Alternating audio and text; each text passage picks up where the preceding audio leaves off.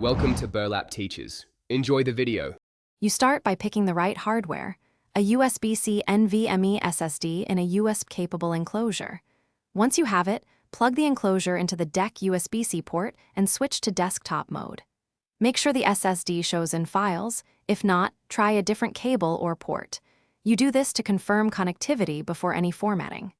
Next, open KDE Partition Manager. You will need it to prepare the drive for Steam OS and decide whether to use it for game install or as external storage.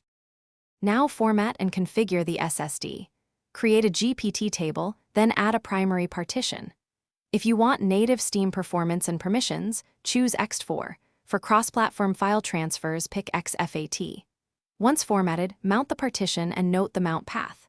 Then open Steam in desktop mode, go to Settings, Downloads, Steam Library folders, and add the new mount as a library. This tells Steam where to install games and ensures game files land on the external SSD instead of the internal card.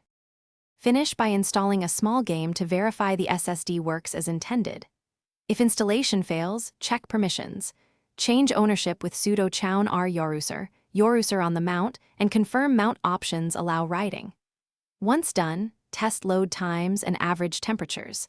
If the drive disconnects, swap the cable or update the enclosure firmware. If performance is poor, confirm USB support and consider reformatting to ext4. This single-path approach makes your external SSD a reliable Steam Deck. Thanks for watching. Consider subscribing if this video helped you.